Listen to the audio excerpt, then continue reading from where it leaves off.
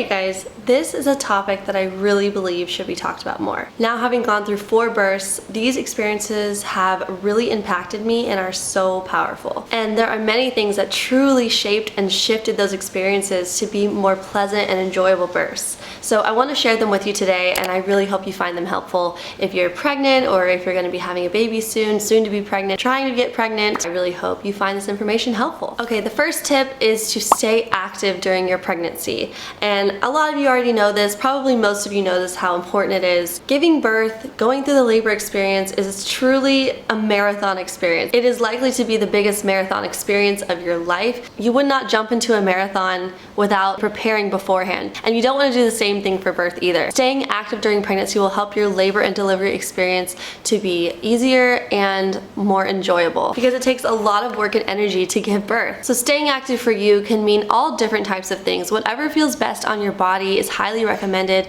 You definitely don't want to push yourself in a way that doesn't feel good on your body. Like for me, when I'm not pregnant, I really enjoy the high intensity interval training. I enjoy jump squats, jump lunges, getting that intensity up for a really short burst of time. But when I'm pregnant, that just does not feel good for me. It hurts my back and it doesn't feel good on my joints to be doing too many squats or lunges, especially not jumping. So for me, when I'm pregnant, that means walking uphill. Swimming is often a really great one. It feels so good. That's something that a lot of people recommend for pregnant mothers, and also doing yoga and stretching. But walking uphill on the sand is my favorite way to stay active during pregnant, preferably on the sand, but you can totally do that on the sidewalk as well. And I definitely have had my times enjoying walking uphill on the sidewalk outside that's not necessarily at the beach, but it just feels good on my joints. It helps get my heart rate up while still feeling really good in my body. So that is my favorite way to work out and to keep active while I'm pregnant.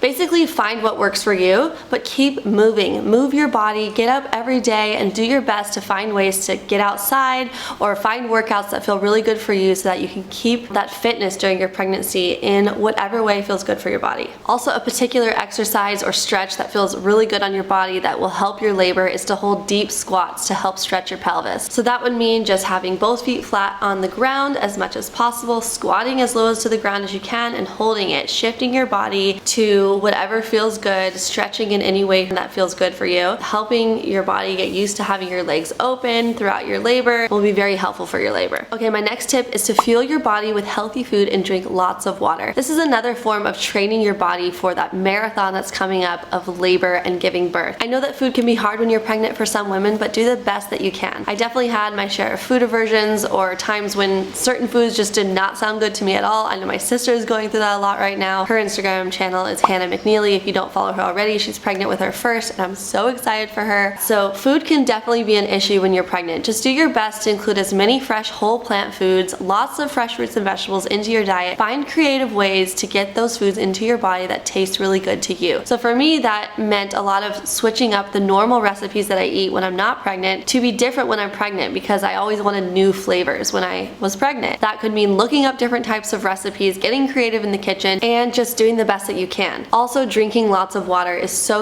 important to stay hydrated throughout your pregnancy and just get used to being in a very hydrated state, which is very good for your labor. I love drinking lots of fresh coconut water. If you live in an area where you have access to fresh coconuts, that's always an extra plus. But even if you don't, drinking lots of water and making that a priority is so important and helpful and will be helpful for your labor too. Okay, this next tip is one that really catapulted and transformed my last 2 births to being ecstatic, enjoyable, pleasant, not painful, and just overall an amazing labor experience. Easier and just more wonderful experience. That is to read the Mind Change book by my friend Heather McKean. I did personal sessions with my friend Heather. She was a neighbor of mine for a while and we're really close friends. She has helped so many people with the mind-body connection, and I really hope one day she creates a course specific to labor and pregnancy because really this mind-body connection information can help people and does help people in all forms of their life, but I specifically have experienced it for labor and pregnancy and birth, and so many people have transformed their lives with this mind-body connection. Basically, what it's all about is that the body only does what the brain tells it to do, and this can work for a lot of things in your life, via your mental health, your physical health, your financial health, all types of well-being, and this includes labor as well. It's such valuable information, and for now, she doesn't have a course or anything on that, but I definitely recommend reading her book called Mind Change. It is amazing. I can't even tell you how helpful that information was for me to having an enjoyable, pleasant, and easier labors for my last 2 births. So if you haven't already, I highly recommend you watch my videos on my home births and how different all 4 of my births were, so that you can truly kind of understand my experience and what I've gone through for my last 2 births versus my first 2 births. All 4 births were wonderful home births, of course. Like, I'm so thankful for all of the births. But the last 2 really were transformative for me and my mind for having an easier and more pleasant birth experience. So yeah, definitely get that on your list, reading that book to have an easier, more gentle labor. Okay, my next tip is another book, which is called Orgasmic Birth. I highly recommend you read this book or listen to it on Audible. It's an amazing book, and there's so many stories at the end that are positive birth experience stories that are really good to listen to before you give birth. And there's just so many tips and wonderful ways of explaining how beautiful and positive birth can be. And in a world where we're told and constantly bombarded with images and depictions of labor being extremely painful, extremely hard, extremely horrible oftentimes, it's really helpful to read books that are going to be uplifting your mind to prepare you for an easier, gentle birth. Words are powerful. Listening to stories are powerful, and I just love that book. That book was so helpful for me, and I read that before I gave birth to my 3rd and my 4th child. Okay, my next tip is to strengthen your pelvic floor through vaginal weightlifting. Now, if you have never heard of vaginal weightlifting before, you might be thinking, what on earth, what is she talking about? But look into getting jade eggs, and it's basically like a Kegel, but adding weight to it to strengthen your pelvic floor. For the longest time, I used to think that, oh, just doing Kegels was enough. You know, that's what people always say, do your Kegels. Kegels, I'm really not sure how you pronounce it. But I used to think just doing Kegels, thinking about it and just doing it on your own was doing enough. But once I was learning and looking into this woman named Kim Anami, she's amazing, by the way. You should definitely check her out if you have never heard of her before. And she was explaining how doing Kegels without adding weight is basically like going to the gym and doing this without any weight.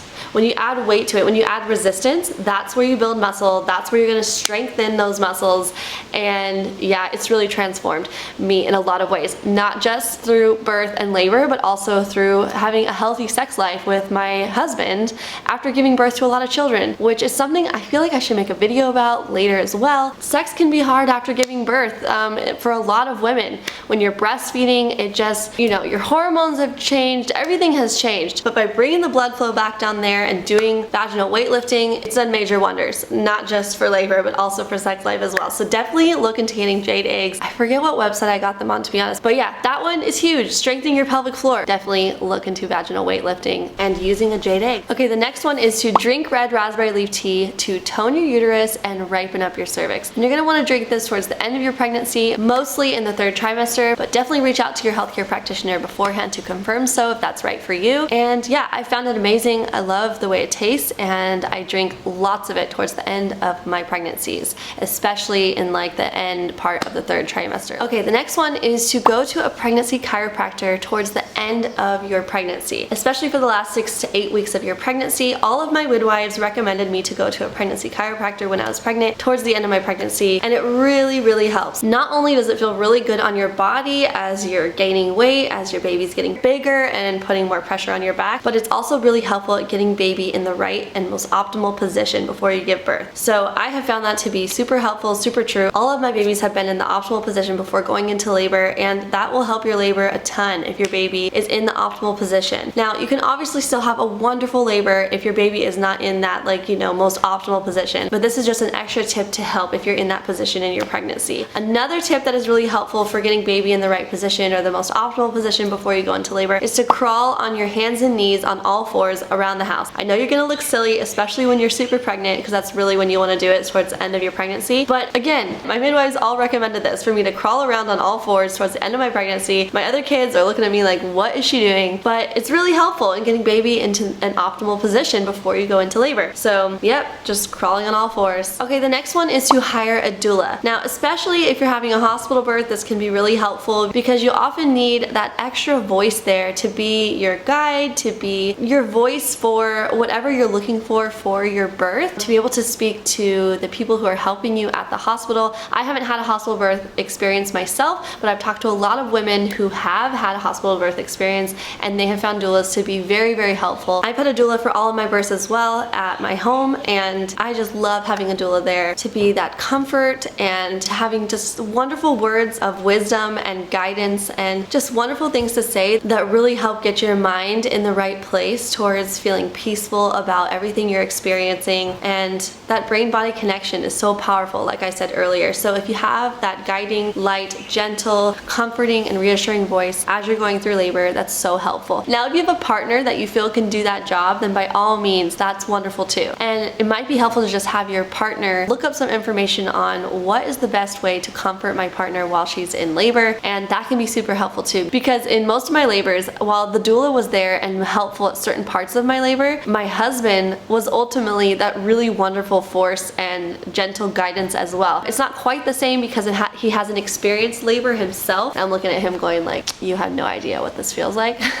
But there are many times when my partner had things to say that was just so helpful to me. So if you're on a budget and you can't afford to hire a doula, your partner or a loved one, if you don't have a partner, can definitely be that guidance for you as well. Just have some conversations about what you think will be the most helpful for you when you're in labor to help center you and get you to that place. If your mind is starting to drift off and you're starting to go into that place where your mind is getting to a place of fear or a place of focusing on pain, and what you think will be helpful to bring your mind back, to bring you back and centered and present to this wonderful experience that you're experiencing, that will uplift you and empower you and help you feel like just so ready to conquer it. Having those conversations with whoever that ends up being. So if you're not able to hire a doula or you're not looking to hire a doula, finding another person to be that presence for you will be so helpful for your labor. The next tip is to sit on an exercise ball. This is before you go into labor as well as while you're in labor. So towards the end of your pregnancy, most likely in the 3rd trimester, it starts to get hard to just stay seated in a position where your hips are starting to feel uncomfortable with that big baby growing and leaning forwards. There's pressure on your back. But sitting on an exercise ball can help keep you in that good upright position to help you have good posture,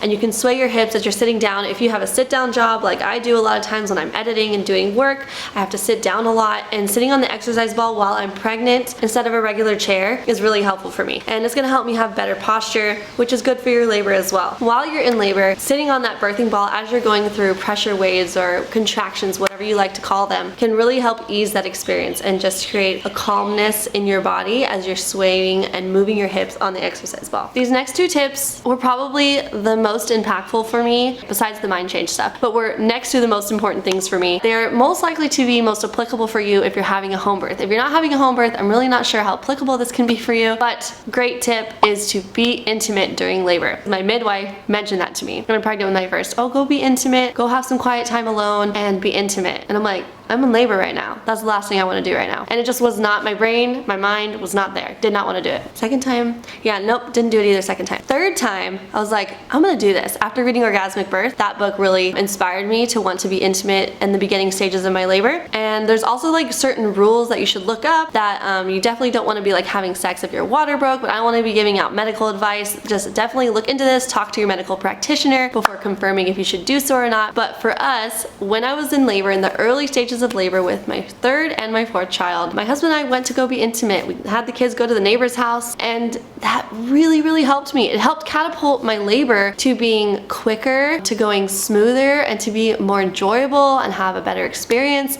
It really shifts how you feel in your body if you let your husband take care of you while you're in labor. I don't want to get too into detail here, but letting your partner take care of you in an intimate way while you're in labor, so amazing. Highly recommend it. And the next tip is to go on a walk while you're in labor as much as you can in the beginning. You know, some people have really quick labors where that's not going to be possible and you're just not able to do that. But for me, I have some time to just rev it up, to get my mind in that place and to get going after I was intimate with my partner. Then we went on a nice long walk where I felt my heart rate getting up. I was preparing my mind as I'm walking with my partner. Yeah, it's good for you. It's good to get your labor going and get it going quicker. Because for me, you know, my first 2 labors were very long. They were like 24 to 26 hours. And that was probably the most agonizing part of it, was how long it was. And for my 3rd and my 4th labors, letting that go once I did the mind change stuff and really believing that I could have quicker, smoother, gentler, easier labors along with being intimate with my partner and going on a walk, biggest game changer for me. And of course, this is just my experience. Obviously, this isn't gonna necessarily be the thing that works for everybody because we're all different. All of our bodies are different and we're gonna have different experiences. But this is just what I've experienced, and from some people that I've talked to have had similar experiences as well of these tips being super helpful for them in labor. Okay, the next tip is to relax your birthing muscles. This is so much easier said than done. When it comes to your labor, especially if it's the first time, at least for me, it was hard for me to make that mind-body connection, to relax those muscles when you're feeling a lot of intensity. Because for me, you know, it's kind of like if someone like punches you in the arm, the last thing you're gonna do is like relax the arm, right? You're gonna wanna tense up. So it's really normal for your body to wanna tense up when you're feeling intense or painful feelings. It is such a game changer. It makes all the world of a difference. All the world of a difference? It makes a world of difference. There you go. It makes a world of difference to relax those birthing muscles because you're more likely to progress if you're relaxing. I remember when I was in labor with my first child, my midwife saw me struggling, saw me going through so much in the mind-body struggle, and at one point she comes up to me and she's like, Ellen, you need to relax those birthing muscles right there. Relax all the muscles right there. I know it's so hard, but you gotta do it or you're never gonna progress. And I looked at her and I'm like, oh, like I was tightening and holding it all in because I just felt so much pain.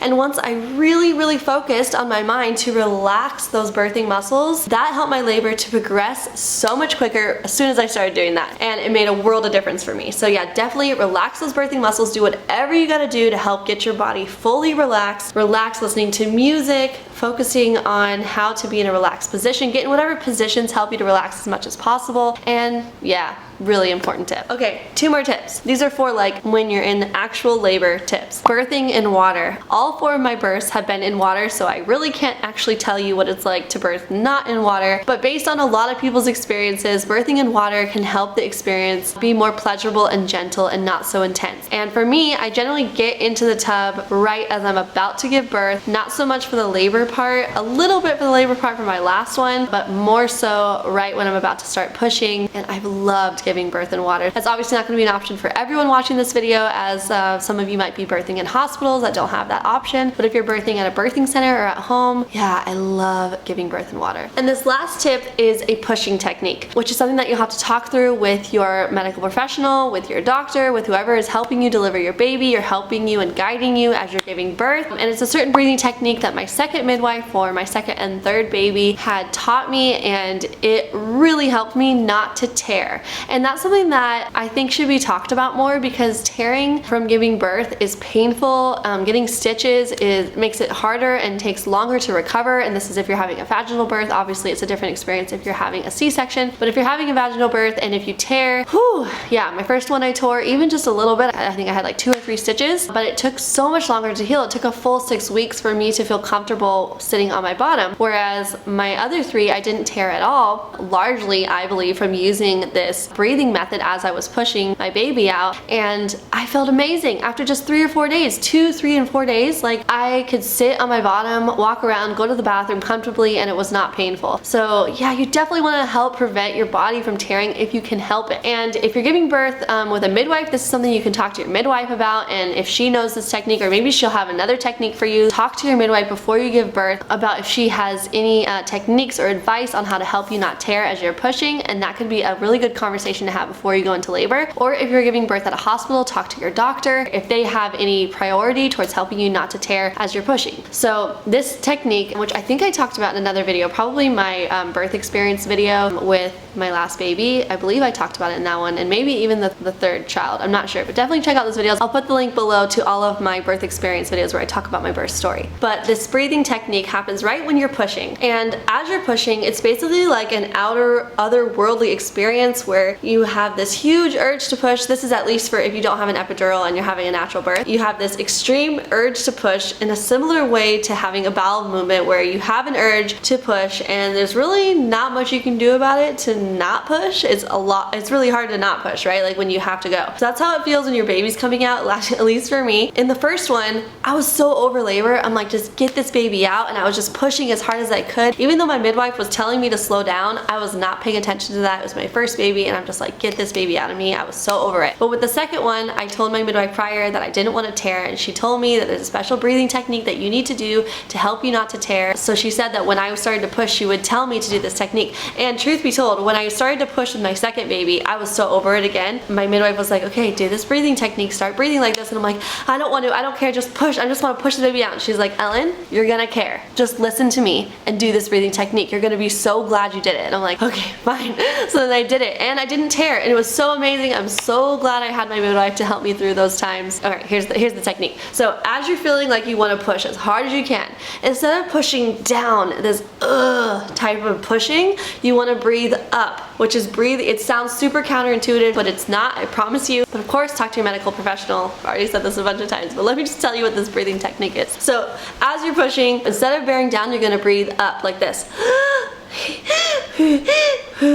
So you're gonna be breathing up, which draws the baby up, which it sounds like, wait, don't you want the baby to come out? Why are you breathing up? The baby's gonna come out. That baby wants to come out and is gonna come out. So as you're breathing up, all it's doing is helping the baby come out slower and a little gentler. But it won't take longer necessarily for your baby to come out. Like my first baby, which is normal, it's your first baby, is gonna take longer. Took about 40 minutes of pushing. My second, third, and fourth went from like 20 minutes, 15 minutes, and 10 or 5 minutes of pushing, all doing that breathing technique. So it doesn't necessarily make your pushing longer. It's just helping the baby come out ever so more gently.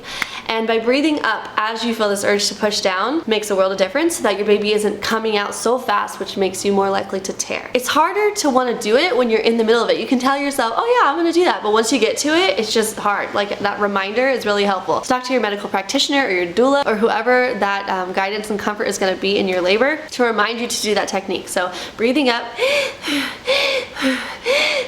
as you feel that urge to push. Okay, I hope that was helpful. I hope that that made sense, this last tip, and I really hope that you find these tips helpful. I am so passionate about labor and birth, and I just love it so much. I think birth is amazing in all its forms, and whatever birth and labor experience you have, you're amazing. And I think I'm just gonna end it there. Hope you find this helpful, and I will see you next video. Bye.